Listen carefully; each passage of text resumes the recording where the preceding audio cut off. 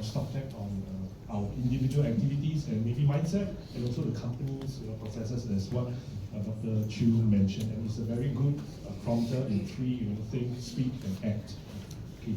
For the next segment, we have a panel discussion, and for this, it will be a topic on sustainability from ground up strategies for SME success. And we are very honored to have speakers and representatives from different industries, and this is where the dialogue will circle around SME strategies, and from different perspectives and with different experience. So to start off, we have Dr. Kelly, who will be the moderator. Dr. Kelly is the CEO of iGreen Hero. And next we have Esther. Esther from CDL, she's the Chief Sustainability Officer from CDL. She's the one who did many sustainability reports for CDL from earlier, so she's a pioneer in that aspect. Mr. John Cheng, the CEO of Innovate 360. And of course, last but not least, Michelle Cho from Miwa Group. Okay, we shall hand the mic over to Dr. Kelly, who's the moderator. Okay, the mic, please take note that is a on-off panelist. You can look for your mic, behind the chair, and make sure that the red light is on before you speak. Hi, thank you, KK. So, good morning, everyone, and welcome to the Singapore Sustainability Festival, Green Business Day, driving green growth through traditional business. My name is Dr. Kelly Tan, the CEO of iGreen. I'm honored to be your moderator for this important and timely discussion. As global and local pressures around climate change intensify, companies are increasingly being called upon not just to adapt, but to lead in sustainable transformation. Today, we bring together key voices from across sectors to explore challenges and opportunities for companies on the path to sustainability. We are privileged to have with us three distinguished panelists who bring deep experience from agri-food innovation, food manufacturing, and green building and ESG leadership. Let me begin by introducing our first panelist, Ms. Esther N, sitting next to me. She is the Chief Sustainability Officer at City Developments Limited, CDL. CDL is a global real estate company headquartered in Singapore and a pioneer in sustainability in the built environment. Esther has been at the forefront of CDL's ESG journey since the late 1990s, driving the company's integration of green building practices, stakeholder engagement, and climate-related disclosure. She is a widely respected voice in aligning business growth with planetary leadership. Next on our panel is Mr. John Cheng, Director of Innovate 360. He is also on the committee for the Sustainability Alliance. Innovate 360 is Singapore's first food incubator and venture capitalist with facilities, investments, and strong ecosystem to support food startups and companies. John is a champion of food innovation and sustainability, working closely with entrepreneurs to help them scale solutions in food security, upscaling, and food agri-tech. Under his leadership, Innovate 360 has become a hub for future-focused food businesses. Lastly, on our panelist is Ms. Michelle Cho, CEO of Miwa Group. Miwa Group is a Singapore-based agribusiness group listed company with global operations in edible oils and fats, with strong emphasis on sustainability, traceability, and responsible sourcing. The group has embedded social governance into its core strategy. Michelle brings both industry depth and leadership perspective on how established enterprises and listed companies can guide other enterprises in building resilient supply chains. So I think just a brief background about myself as your moderator for today. I'm Dr. Kelly Tan.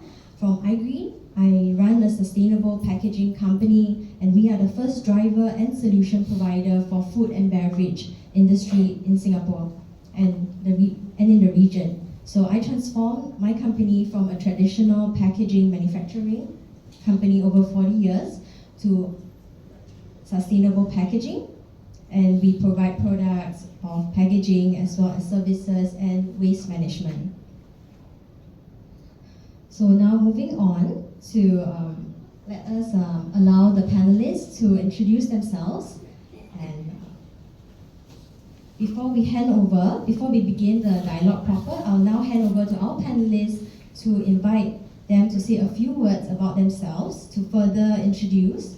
And then we will launch into our core discussion and a series of dialogue questions centered around sustainable transformation in traditional sectors, ranging from policy and innovation to implementation, measurement, and long-term value creation.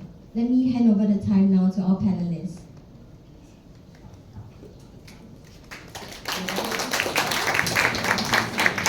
Hello, good morning everybody, and welcome to SSA. I think we have enough introduction already. Let's go straight into the discussion. Yeah, so yesterday was the World Environment Day. I bet many didn't bother or didn't know. And in fact, Sunday is going to be World Ocean Day. So for us in the sustainability, these are very important, a day that we want to raise awareness. Without awareness, there's no action. No action, there's no impact. We all are aware of the so-called, maybe I should stand up, I don't want to leave out those at the back. Yeah, we all are aware of net zero, right? We talk about global race to zero, and all that started in the COP26, which is a global agenda. And Singapore has been always very forthcoming in supporting, and we are one of the very few countries that renew our pledge to our Paris agreements, the NDC commitment.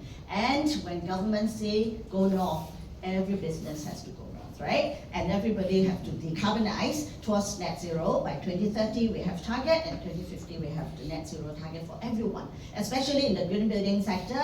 And I was just sitting with your Mr. Wong here, that we are in the building and construction industry. We know that globally our industry accounts for 37% of greenhouse gas emission. We are also in the positions to really reduce energy, reduce the use of natural resources. Building materials, we all know that we extract 50% of natural resources, material from the world. So we need to take care of the planet when we run our business, not just for today, but for tomorrow and the day after. So not just tree hugging that we are talking about. Sustainability is also about environmental, social, and financial sustainability. So you save the planet, you save your business as well, and you of course save the money as well. And there are a lot of good opportunities that if you have a better sustainable business model, you have better access to green financing. And also can reduce your, likely, your premium as well. You don't want to have stranded assets, so green building is very important. While sustainable finance is really very useful, I would talk a little bit more about our Queen Bee project. We can't do it alone. SME account for 99% of Singapore's business. Singapore will not achieve net zero without SME. So that is so important that we need all this conversation, not just the big boys, has to go green and have to go for net zero. We need your support as well. I will share a little bit about our challenges and also opportunities about our Queen Bee projects to help you to raise awareness and also adopt carbon accounting. And we have our consultant here also. Christina is here. Yeah, so she is actually authorized by ESG, Enterprise Singapore, who is providing 70% grant. We are starting our new phase, which is a compressed model, and less time, less cost also. So if you are interested to start digital accounting of your carbon footprint, and reporting is coming fast and furious. Even you are not listed, your listed procurer, the big boys, will want you to give them the carbon data, because I have to report. So I need data from you. So if both of you are supplying same material, same pricing, I will pick the one who can give me their carbon footprint, their data, because I need to report Scope 3, which is the indirect emission. So I hope this help you, to really give you the driver, to talk to Christina. Do you want to stand up with Natasha? She's from Global Green Connect, and they have trained 40 over companies already and graduated, and they are all very happy that they are now in control of what they have produced in terms of carbon footprint, and they can do better. Just now you said, Dr. Lian, already say carbon footprint, even how you use your email also have carbon footprint. Let's all work together, reduce our carbon footprint. Thank you.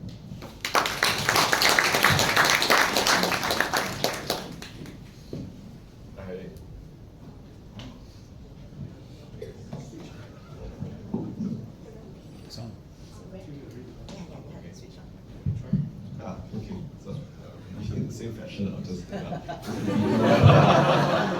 very, very happy to be here among very, very inspirational leaders, women, and I think today I'll share a bit more about my journey in the family business, and then going on to helping startups to scale, go to market. I think one of the biggest challenges in our sector is that, in the agri-food tech sector, we generate about 30% of greenhouse gases. But in terms of funding and flow of money to this sector of investments, has been really very little compared to AI and the different kind of technologies that we have out there. So we're kind of in the inflection of a very interesting era right now, where I believe it's a cycle, but we will be coming back stronger, because at the end of the day, we all need to eat. So some of the things that I'll be talking about will be about how startups can share about solutioning and how are they contributing to the sustainability agenda. So that will be something that I was speaking a bit more about. Feel free to. Okay, no, you understand why everyone stands up, and the reason is because the chairs are very low and we can't see all of you. So my name is Michelle. I'm CEO and Deputy Chair at Mei Hua. So far as Mei Hua, we have about 9 factories in Malaysia. We have another 5 in Indonesia. We have 1 small packing plant in Singapore. We sell to 100 over countries, and we are listed on the stock exchange. So I would say that there are 3 things with regard to sustainability. The first thing is about reporting and regulation. It's coming, it's there. Now, I didn't realize it was a big deal until I see that there's a lot of conferences in this manner. Because for us, we were publishing our sustainability report even before MAS asked us to do it. And the reason was we did that was because of our customers. And actually, yes. So I'm perfectly good with publishing sustainability reports because it was something we use for our customer engagement. And then I welcome MAS regulation because suddenly we're all on the same standards. So you can imagine, I used to be reporting something, my competitor is reporting something, now suddenly all of us have to report in the same way. When I pick up the sustainability report, sometimes my competitors I go, no, the number cannot be real, right? But the fact that now all of us have to have this similar standards and we're fighting on the same ground is something which I see as positive. The only issue, of course, is the rigor of this, right? But there are now a lot of companies coming up with software solutions, and that to me also speaks of opportunity in this space. And so we're engaging them to be able to automate and to be able to make it less of a chore and more of just every year we do it like clockwork. So that is sustainability and reporting. And of course, because we have been showing, we have years of trends, we're also able to better get green financing because, as Esther says, I am the bank's Scope 3 emission. So now they love me as a poster child because I'll go green financing here, green financing there, and we do genuinely commit to goals. So that's the first part about regulation. The second thing is there's a price of carbon. So Dr. Yen here just talks and measures everything, but there is a price of carbon. And if anybody is operating in Singapore, the carbon tax is there, it's $5, and it's going to move to $50 in some time. Now we can either decide that this is such a horrible thing and it's, our business are at the end of it, or we could say, okay, how do we monetize on this? Clearly, this does not affect me as much because I have very small manufacturing in Singapore. But I will tell you this, right? When we are thinking of new factories to build, factories, right? Everything is cost, and you're trying to drive it lower. Cost of carbon makes an implication, right? So for years, we were worried about going to Indonesia because we have to build the infrastructure. We were worried about the cost of carbon. And now that we're in Indonesia, just saying, right? The old guys have coal. They are just going to be infinitely cheaper than me. There's nothing I can do about it. In Malaysia, where I've got big manufacturing complexes, we have put cogeneration power in. My neighbor has a cogeneration plant, so I obviously need a cogeneration plant because when we did that, our carbon emissions dropped tremendously, 60% to be honest, so that's huge. But also hopefully my price of carbon dropped. It dropped until the Ukraine and Russia war, that's what I would say. But for a period of time, we enjoyed that lower cost. And so now what we're doing is we're trying to find every single wall and do solar panels. If not, you can ask Frank. But just solar everything through, and we're doing it because that lowers our price of carbon. So it's straightforward economics. It's great when I show my GHG emissions drop down, but in reality, I'm doing the factory reviews, every economizer, steam, electricity costs, everything, dashboards. This is just about running a business, a low-cost business. So price of carbon is very important, and I think that continues to do that. Then in terms, the third area will be supply chain, right? So I think I'm a little bit like Esther. We have a team that goes out to all the mills, all the biggest. I buy a lot of palm oil. I would tell you that it's very sustainable. It's the most efficient crop compared to soya, sunflower, anything. It's the most efficient crop. 7 tons of oil per hectare versus 0.2 or 1.8 for soya, 1 point something for sunflower. So it's a very sustainable crop. What we have is we have a dedicated team that goes to every single mill and teaches them how to be more sustainable, how to be more traceable, etc. So we audit, I don't know how many mills every year, right? Last year, like what Esther did, we had in Malaysia, we had our, the first time you hear about Scope 3, and we went to our procurement manager, we told her about Scope 3, she was like, ha ha ha. Anyway, never mind. Last year what we did, we had a fair. And we invited all our contractors, our suppliers, all of them, to teach them how to be more sustainable, how to measure carbon, etc. We brought in vendors to teach them how to be more sustainable. So being sustainable is important. Now similarly, we group up with our customers, our suppliers, and we run sustainability projects. So to my customer, I enable them to have something to write in their annual report where to showcase that they are sustainable. I do the same for my suppliers, and this is how we influence the entire supply chain. And obviously, hopefully for us, we also hope to showcase our value either to our suppliers and our customers by educating them and contributing positively to the story of carbon in the supply chain. So those are 3 initiatives. Thank you. So now we move on to our dialogue. So our first question for the panelists will be, what does sustainability mean in the context of companies? And how does it differ from large corporations and how they approach it? So I think that mostly our panelists has already answered this question. So I think what's interesting about today's panelists is that we all come from different company sizes. So Esther and Michelle represents the listed companies. For myself, iGreen, we represent the SME, and for John, he will be representing the startups as well as entrepreneurs. To me, I think that in the context of packaging, sustainability is about responsibility. It's about reducing the waste in packaging, switching from not recyclable, not plastic, but compostable materials. These are sustainable materials that will, in the future and currently, reduce plastic, replace plastics. So the design is also very important. It has to be lightweight, and F&B and our customers are looking for cost-effective solutions. You know, if we want to move with sustainability, we cannot introduce them something that is more expensive. So when we talk about packaging, people always ask me, isn't sustainable packaging more expensive than plastic packaging? I tell them yes, but because my company completely 100% do sustainable packaging, we bring down the prices and it can match plastics packaging.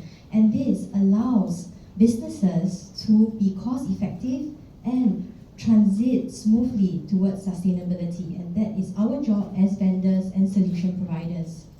On top of that, sustainability to me also means regulatory compliance, as mentioned by our panelists earlier.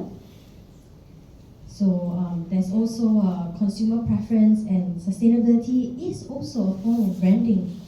So it's not just supporting the environment, but companies use this journey as a branding to eco-conscious consumers as well.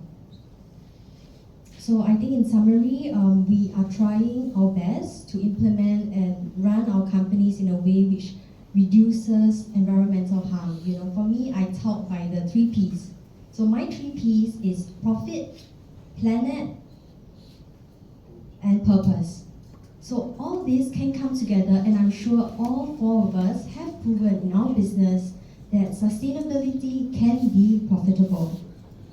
So moving on, I would like to ask maybe the panelists, would you like to share more about sustainability, especially? Yeah, I think sustainability means, you know, almost the same for whatever revenue size that you are, but I will just summarize it. Okay, sustainability is not just operational.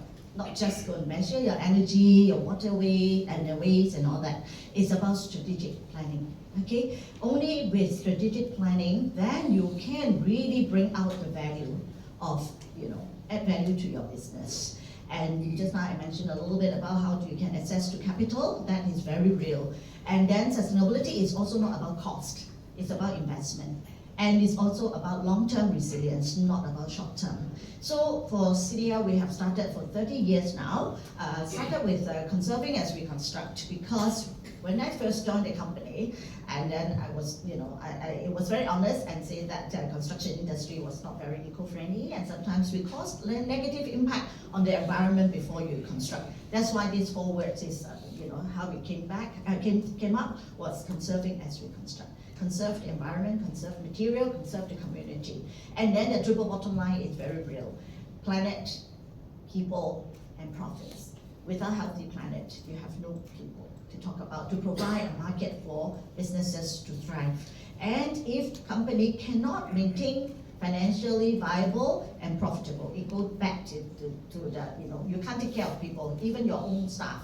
You may have to retrench some of your staff if you are not running a profitable business. Okay? Then people, then planet. Only with profit, people, then you take care of the planet. It can go either way. So just to summarize that, for CDL, we have walked the journey for 30 years, and we have the 4I pillars that you may want to also, you know, make reference to it. It's all on our cdlsustainability.com. We have a dedicated website to communicate with our investors and stakeholders. And also 18 sustainability reports are all online. If you're interested, take a look at it. And started with about 70 pages, and today we have about 200 over pages, and with a lot of framework, but don't use ours as a guideline. It's very intimidating.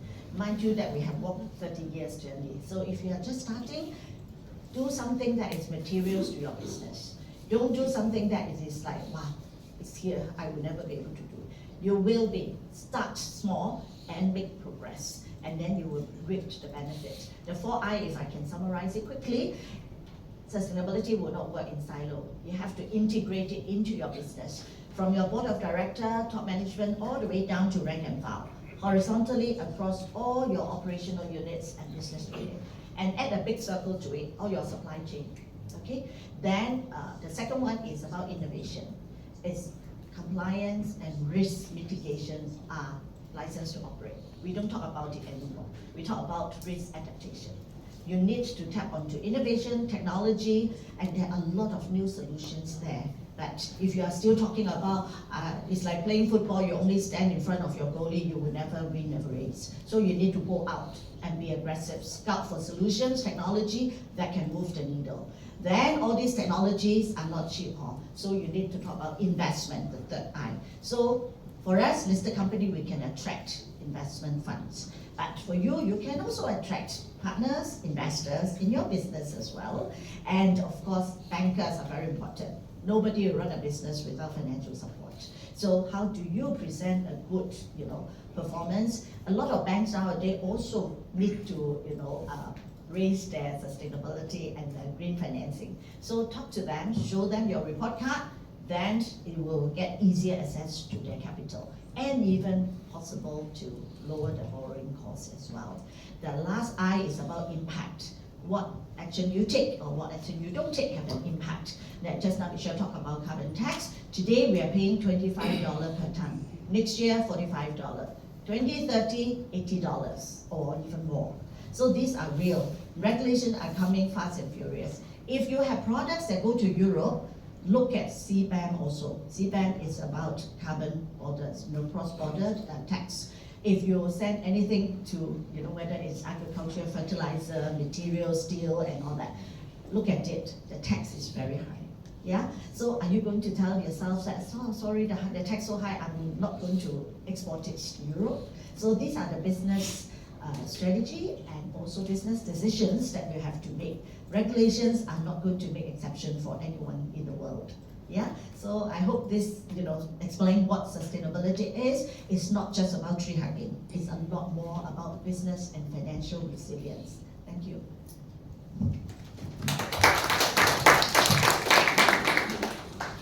So I think Esther brought a very comprehensive angle on sustainability side, and then for me, I'd be really sharing about the startup side, because from startups or SMEs versus corporates, there is still some differences. Obviously, for startups, and I guess it's a segue of what you're talking about, the innovation part.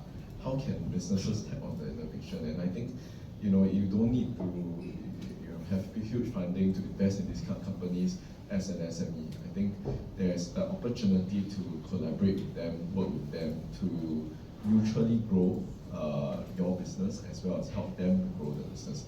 And that's in a way how I started as well, because I come from a family business, and we started, we were in the sugar business for more than 70 years, and then in 2018 we started Innovate 360, and really that was actually a means for us to pay it forward, to create more impact, because for us, maybe this hinges on the next question as well, but for us, as a very traditional manufacturing business in Singapore, my grandfather's time was very different from my time. My grandfather's time was taking whatever he had and trying to maximize cost. So we had a lot of waste products coming out from the manufacturing.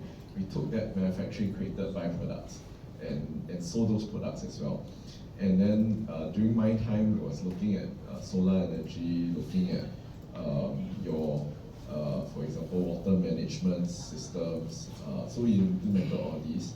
And then of course we looked at packaging as well. We tried to go to greener packaging. And so those were very limited to what we could do. Because after all, we're constrained to some of this. Of course, we look at carbon reporting as well. But to me, this is all baseline. And so 2018, we took that decision saying, hey, okay, let's tap on new technology that we could help the business to grow even bigger. So that goes to that point where you need to have profits as well. I went on a trip with Enterprise Singapore, back then IE or Spring, and they tried to take us to the different innovation nodes around the world to do research. And then to me, it's like, research, this one, I don't have the kind of bandwidth to go into research. It's very relatively boring. You don't know what is the end result, because it takes very long. So it gave me ideas as a traditional business. Hey, can we actually tap on startups? And at the same time, we're building a new building, and we thought, hey, rather than rent out to random businesses, why not we look at the opportunity of housing some startups in the space, and then we could tap on the technology to help us. So that became the journey of how we went through a next leap of innovation, or a next leap of sustainability, we call it. Because for us, it was also about creating impact through our startups. Because we know that within ourselves, we aren't able to do as much impact as we want to. But by doing so, we would also tap on the new technology that could help us lower our footprints, help us expand new markets, but at the same time do good. And so because, I wanted to share a little bit more about, and for startups it's a little bit different. For them, they don't have that legacy kind of systems where, we as traditional third generation businesses, or, we have a lot of legacy. So it takes a little bit more time for us to adapt and change, but it's not impossible. So I guess that's the point that I'm making. And at the same time, for a lot of these startups, they start from ground zero, they really are green. And for the founders themselves, they are the walking proof of sustainability. They don't have that luxury of having compliance or sustainability leader or officer in the company. And then I think that is similar to a lot of SMEs today. So, but leaders have to talk the walk and walk the talk. So they need to actually, make, be really thinking about the next few steps and actually go out and do it. Yeah. So I guess that's my point. And I hope that there'll be opportunities where you think about, okay, maybe you can work with startups. You can tap on their technologies. I mean, there's a lot of technologies out there, especially for food manufacturing, or whether or not it's waste valorization, and that can even bring profits to you as well. So I think as business people, sometimes it doesn't matter. I mean, it doesn't really matter what your angle is on sustainability, but it has to happen, and you can think of it as another means of making money as well. So that opportunity. So that's a little bit what I'm trying to say. Thank you.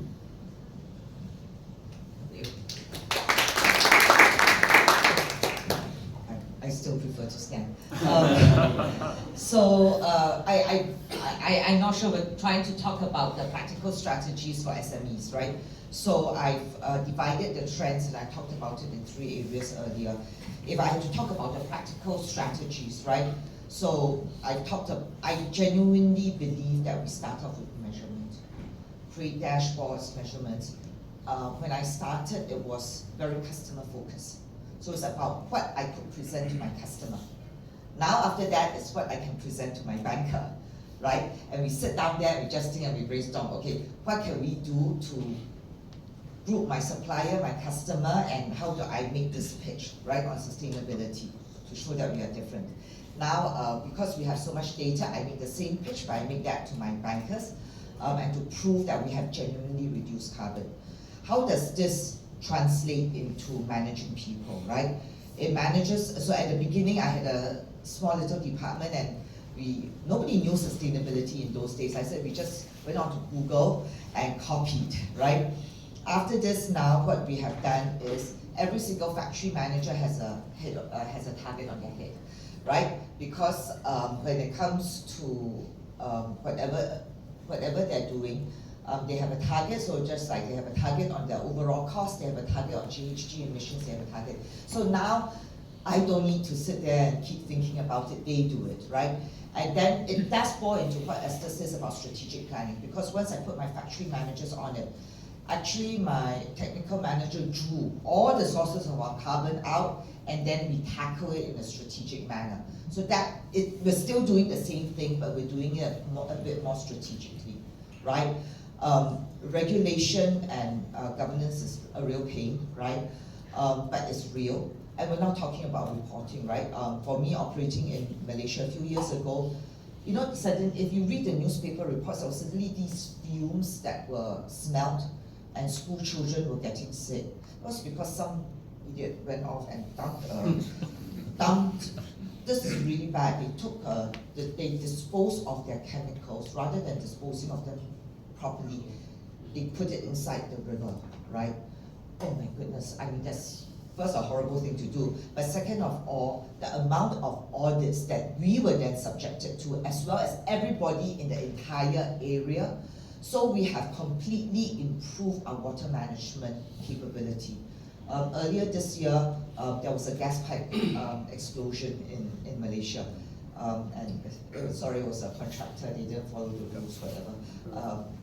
I didn't have dual source, where's my source of energy from, right? Completely affected. 2 years ago, we had floods in Westport. When you have flood, my workers can't come to work. They lost their homes, right? But my factory also couldn't operate. I mean, we had to come in and do disaster relief, help our workers, help them rebuild their homes, stuff like that, and get entry to this. Okay, floods are happening. I just had another flood in another factory. So this happens all the time, okay? When there was a drought in Southeast Asia, and I don't know whether you realize that I'm in food manufacturing, I had no source of water. Okay, in Klang in Westport, there was they had water rationing. Okay, so imagine if you run Starbucks. Starbucks is not going to operate because they had water rationing. Okay, in Singapore, the Singapore government just turned on new water. I don't think many people in Singapore felt it, but genuinely I felt it, right? So now we have built tanks in our factory just to store water, such that if water rationing happens again, we're going to be able to enable it. The new factory, when we build it. Oh, the cost of my factory is so expensive because of the foundation. We raise it. There are maps out there now that showcases where the sea levels are going to be. So when you build the factory and it's at the port, you build it higher so that you are able to cope for this. So this is what we talk about when we talk about scenario planning. So, I mean, like when the gas explosion occurs, obviously it affects P&L, right? So the idea that we do this scenario planning is good, right? Rather than saying, oh, grumble, grumble, grumble, let's look at it proactively because this is the new reality, right? I even have my, I actually want to even do, to get the factories together and lobby with the local government to see what we can do regarding the floods and all of these things. So I guess my point is really, it's going to affect us and it's already affecting us, so it's just whether we're going to look at it proactively and to be better planned. And then regarding the mega trends, right? Again, we can either say that this is all really horrible, right, and government is imposing on this, or we can look at it proactively. So how are we going to milk this trend for all that it's worth, right? So I've already highlighted that I try to be a first mover in terms of energy and energy usage. I dream of the day, I really can't get around the carbon regulation, but I dream of the day when I can sell my own carbon credits. The solar panels on the roof in my office in Singapore, we are already selling the REC. So not the price that we want, but yes, we monitor. Solar panels are great, right, in that regard. But so we've gone to cogen, we explore biogas, anything along those lines, right, where we can then monetize those waste streams. This is where the startups. Anything related to waste streams, biomass, biochar, recycling, any of these streams, we've looked at it and we sit down and we look at it. In relation to engaging with the startups, right? So there was this whole area of the future of food, okay? Look, the way these people raise money, pour money, etc., not something which us as a company can do, but these technologies are coming, right? So I have my R&D people study, look at these technologies, and then to be thinking, okay, how do we engage them? How do we use them? How do we use them for marketing? My favorite thing. But the idea, I guess, keep saying the same thing, is that we can't bury our head in the sand, right? By just walking around, talking, we find the new things and we get the ideas to use them as a path for the future. If we can find something substantial, then it's really great because that's a big pile of P&L we can get. If not, we would have contributed to the ecosystem and pulled other people along in the journey.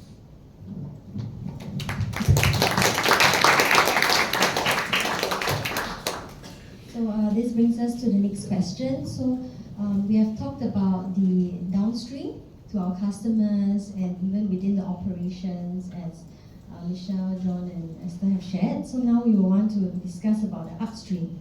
Okay, back end, what role do supply chains play in company sustainability and how can our business influence upstream as well as downstream partnerships? So it brings us to a partnership topic.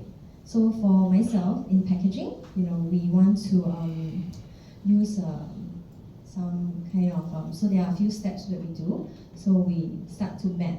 We start to map and focus on the different tiers, tier 1, tier 2, and the scopes. And next we have to calculate the carbon emissions, calculating and setting measurable KPIs for our companies. And next, also for our partners as well, our vendors, we set KPIs. Okay. And also we have some requirements for our procurement with our suppliers. So we definitely want our suppliers to also be sustainable. So how do we do that? We have to set some kind of requirements. And most importantly, we would like to make this a partnership to collaborate with our vendors. Sustainability is not just within our company pushing and driving the force, but we want to collaborate with our vendors and customers to create this sustainability journey so everyone comes on board. Next is to create incentives to be on this journey. So how do we do that? We reward suppliers and vendors who already have implemented sustainability. For us, we choose factories that of course supply us 100% compostable packaging. For example, if you see nowadays Yusheng tray, there is this bagasse one, sugarcane, but if you can feel the lining inside, some suppliers are doing greenwashing. They line the bagasse in plastic. So when you add two materials together, like even the paper cutter that fills water, outside it looks like it's paper, but I always tell people you cut it.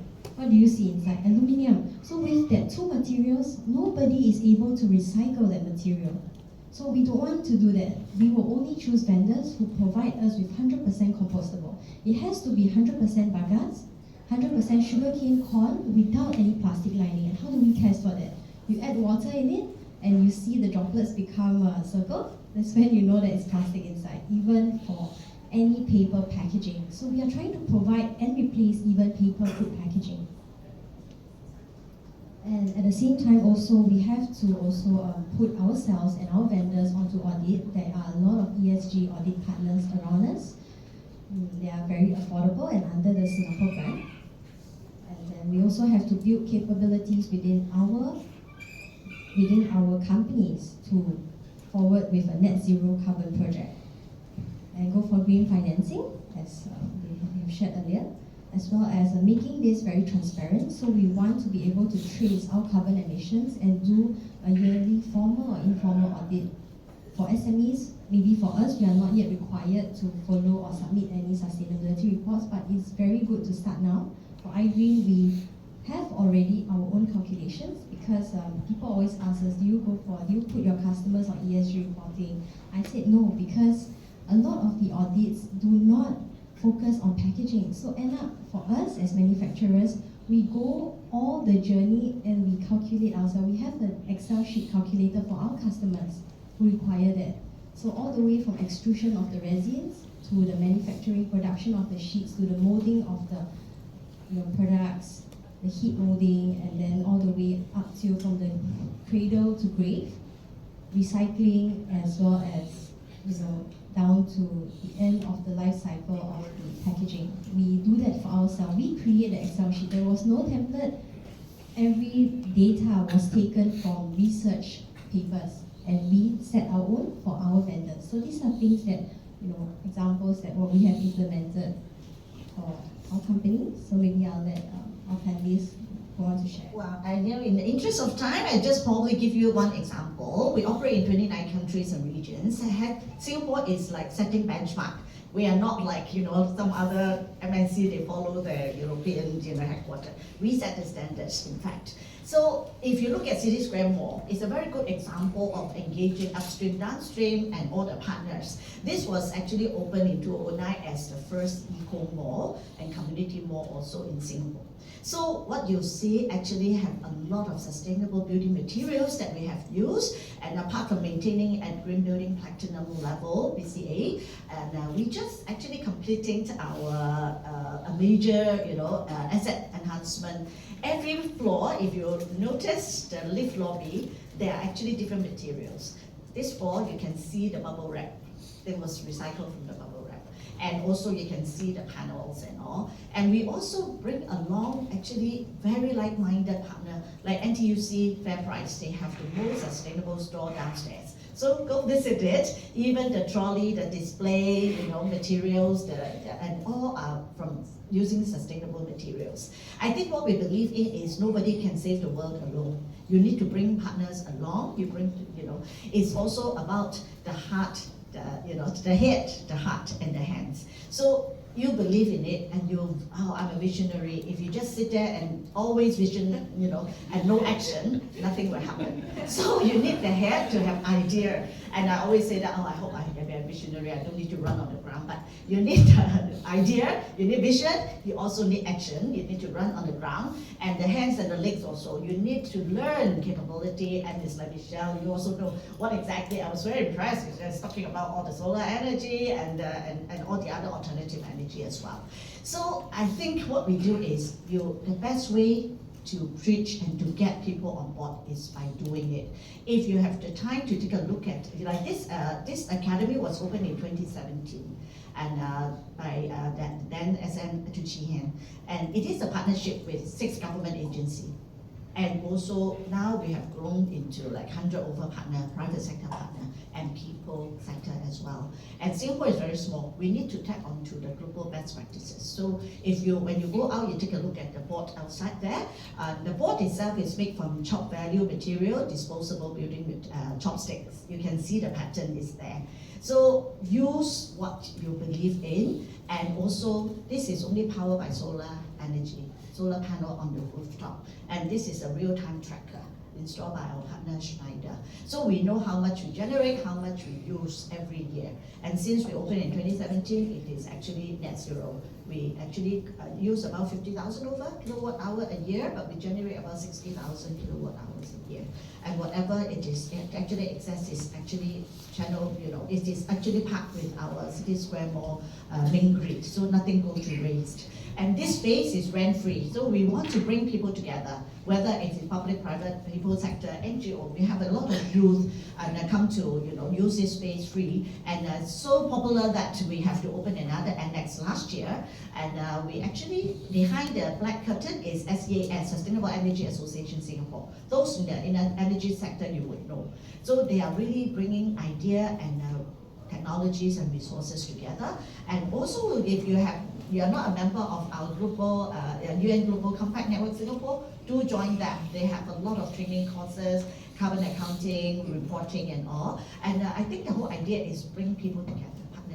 With people together, like even the 4 of us sitting here, we also learn more about John already. Actually, we have an enterprise innovation committee that we go out to source for new innovations, because there are a lot of new solutions, and we love to work with startup also, but we need fast pace.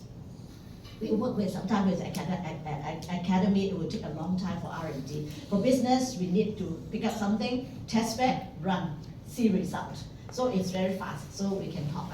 And in fact, we also support those, you can see the hydroponic behind you, those are also startup. We actually brought them in and helped them to popularize it. And GrowBricks is now almost in a lot of offices already. So 30 by 30 is Singapore's goal. You have to grow 30% of nutrition needs for populations by 2030. So how are you going to do it? We don't have much farming to talk about, right? So what we are advocating is everyone can farm anywhere, whether it's your kitchen, whether it's your, an office, you can farm and do something. Every 3 weeks or so, we actually harvest quite a lot of vegetable there.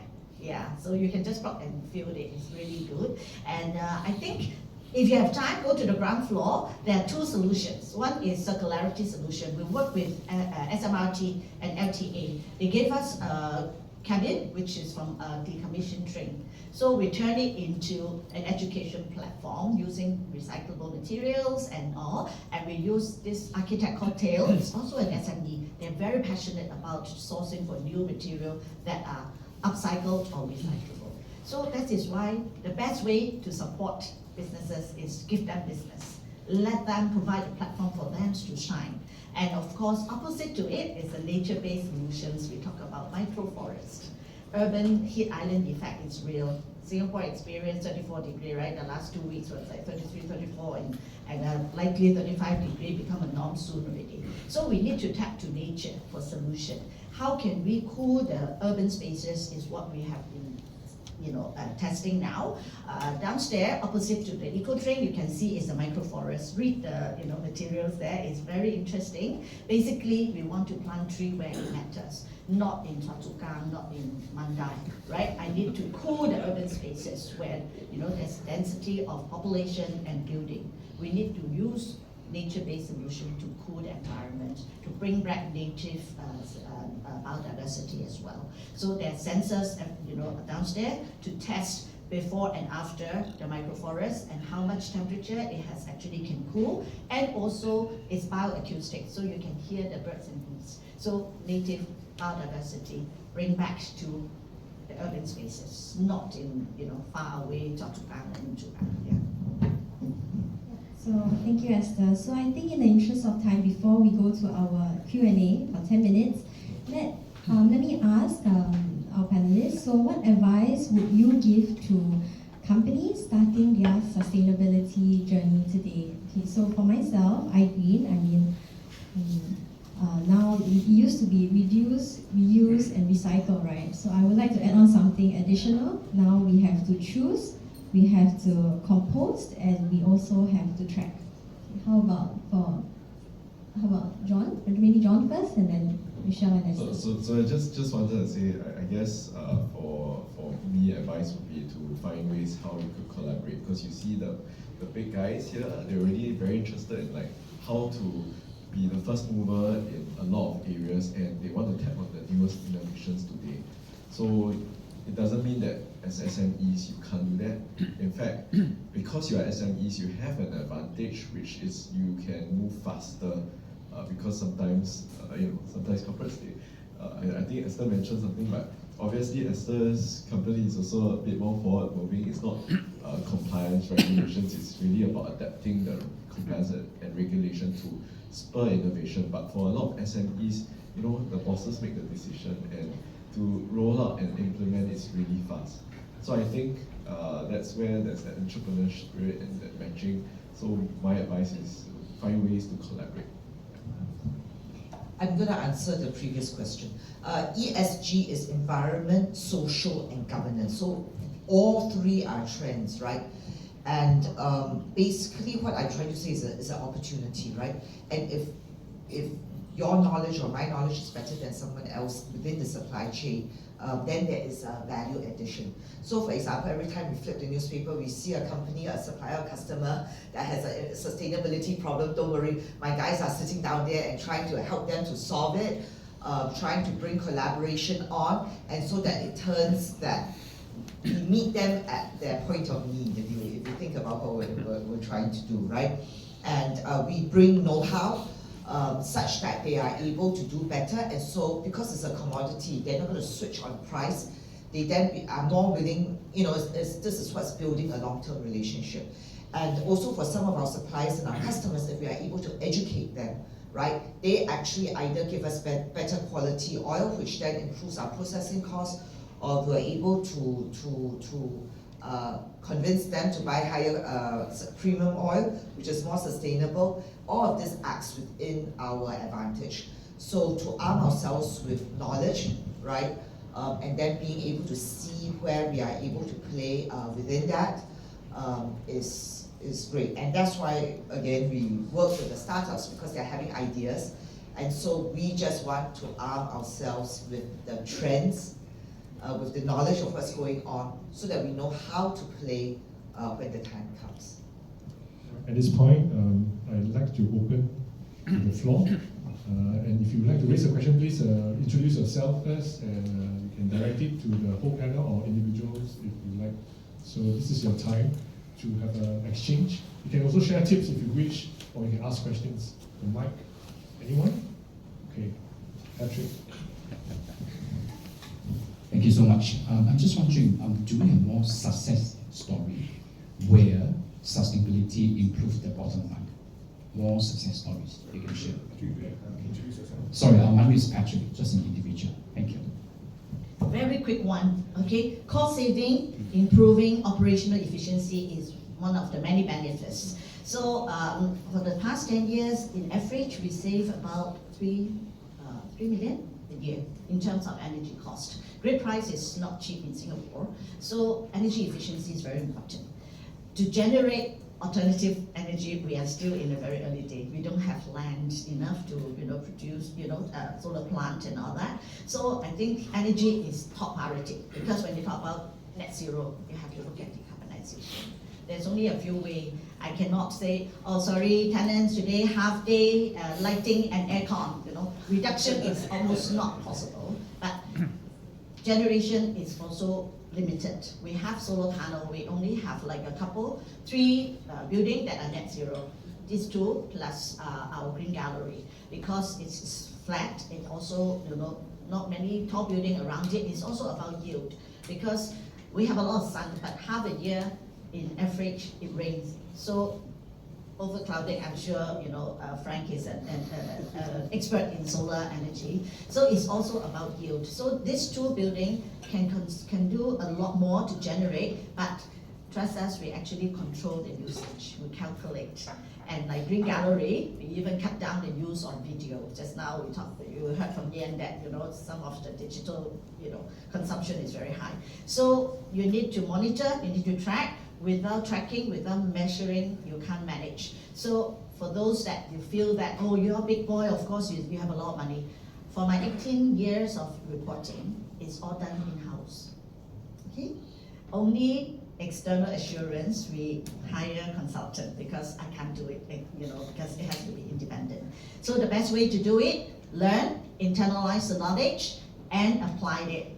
Yeah. But a lot of learning. Even for me, I sleep very few hours. Friends who know me, that you can go to my LinkedIn, you'll know that I only after 12 midnight I will post, because daytime a lot of work. Yeah. So learn, internalize knowledge, and get partnership. Talk to people, get idea.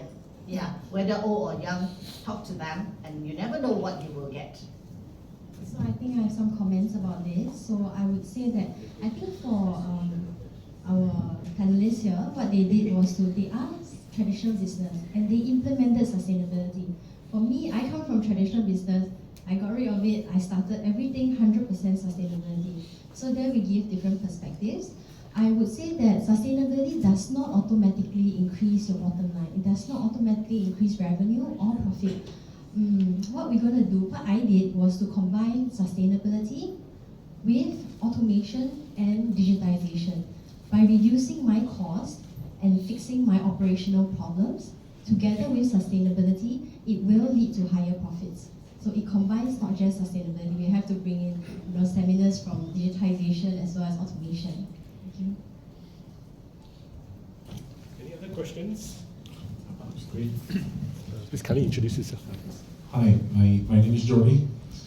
As an individual, I would like to ask, since yesterday was World Environment Day, instead of talking about the carbon markets, the green financing, the reports, I would like to talk about impact on the ground.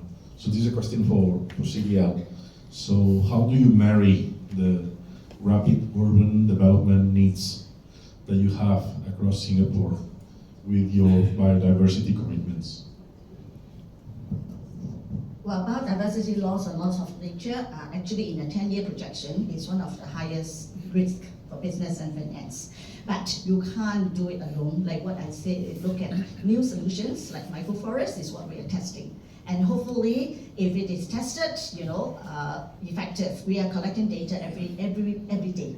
So half year, 1 year mark, we're going to share with the authority, and hopefully we can also encourage more building owner to adopt, microforests, and which have very good benefit. It's like sponge city. The soil can also absorb heat and absorb water and the runoff and prevent floods. And there are many, apart from cooling, there are also a lot of other benefits, physical, mental health as well. So there are a lot of things, benefit we can tap from biodiversity. But a lot of people don't know that actually whatever happened in other parts of the world will affect the tropics. Go to our green gallery in the Botanic Garden. Apart from being a net zero building, the materials that we use is hempcrete, it's bio-based materials. Showcase what you can really do to protect biodiversity. And education is important. We have many exhibitions there, 22 exhibitions since 2013 when we opened.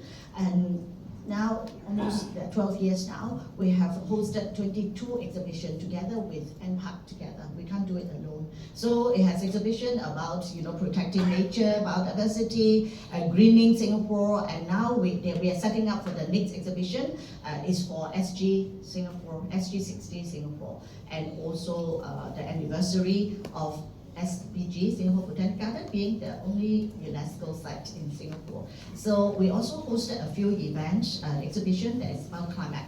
And like, for example, the melting ice sinking city. Because a lot of people don't know, whatever happened in the North Pole, South Pole, what is that to do with me? I'm in the tropics. So we need to educate people. So more people know that melting ice means rising sea level, it affects every part of the world. So it's a big subject, nature, diversity. You need more people on board, you have to create awareness, you have to educate. Yeah. So now we need to do a time check. So before we wrap up, any last words from the panelists? Quick but last, and impactful, and maybe talk about awareness and action. Any last words? Embrace the change. Yes, that's great. Okay, with that, let's give a round of applause to our moderators and panelists. And remember to take away, the starting question that we have between awareness and action, and maybe think about what action you'd like to take in respective capacities. So we'd like to welcome, invite our panelists back. Okay, for the next section, we have a presentation by NTUC, sharing of NTUC. Can we invite Mr. Terence? And this is the section where you also can take away tips on how you can have tap on their support for SMEs. Okay, so this is also related to actions that you can take. Okay, so maybe I would like to invite Terence. Thanks, PD. I think I'll just put the mic here. Alright, a very good morning to everyone. So basically our sharing will have two parts. Alright, the first part is actually on sustainability. The other part is mainly on what are the other aspects that we can actually potentially support your businesses. Alright, so I'll just cover this part on sustainability.